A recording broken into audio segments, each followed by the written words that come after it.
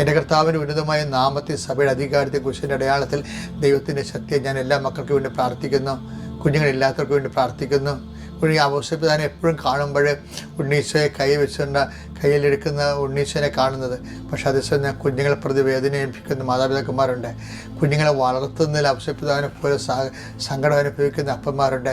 കുഞ്ഞുങ്ങൾക്ക് ആവശ്യമായ കാര്യങ്ങൾ എത്തിച്ചു കൊടുക്കാനും അവർക്ക് രോഗങ്ങൾ വന്നതിന് ശേഷം അവരെ സുഖപ്പെടുത്താനും കഴിവില്ലാതെ വിഷമിക്കുന്ന കുഞ്ഞുങ്ങൾക്ക് വന്നുപോയി രോഗങ്ങളെ ഓർത്ത് വേദനിക്കുന്ന മാതാപിതാക്കന്മാരുണ്ട്.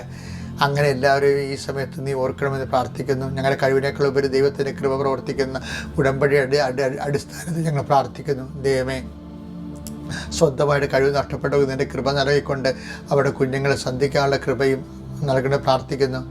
കർത്താവെ, മക്കളില്ലാത്തവരുണ്ട് കർത്താവെ, അവരെയും കർത്താവെ അങ്ങ് സന്ധിക്കണമെന്ന് പ്രാർത്ഥിക്കുന്നു.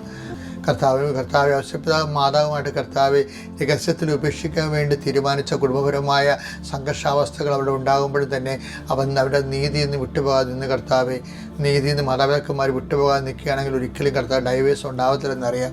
ദൈവത്തിൻ്റെ തിരുസന്നിധിയിലെ സുവിശേഷത്തിനോടുള്ള വിശ്വസ്ത കാണിച്ചുകൊണ്ട് സ്വർഗരാജ്യത്തിൽ നീതിയിൽ ജീവിക്കാൻ ദമ്പതികളെ നീ അനുഗ്രഹിക്കണമേ, ആശീർവദിക്കണം പ്രാർത്ഥിക്കുന്നു. എൻ്റെ കർത്താവിൻ്റെ ഉന്നതമായ നാമത്തിൽ മക്കളെ ആസ്വദിക്കണം പ്രാർത്ഥിക്കുന്നു. കർത്താവിൻ്റെ ഉന്നതമായ നാമത്തിൽ മക്കളുടെ ജോലികളെ ആശീർവദിക്കണം പ്രാർത്ഥിക്കുന്നു. കർത്താവ് ഉന്നതമായ നാമത്തെ പഠനങ്ങളെ ആസ്വദിക്കണം പ്രാർത്ഥിക്കുന്നു. കർത്താവ് ഉന്നതമായ നാമത്തെ പരീക്ഷകളെ പ്രാർത്ഥിക്കുന്നു. കർത്താവ് ഉന്നതമായ നാമത്തെ പ്രത്യേകമായ കൃപയിലും വേദനയിലും സംഘർഷങ്ങളിലും രോഗപീഠകളിലും മാനസികാവസ്ഥകളും ഉറക്കമില്ലായ്മയും പ്രഷറിലും ഷുഗറിലും ഒക്കെ ജീവിക്കുന്ന മക്കൾ ആന്തരിക അവയവങ്ങളെല്ലാം കർത്താവ് സ്പർശിക്കണമെന്ന് പ്രാർത്ഥിക്കുന്നു.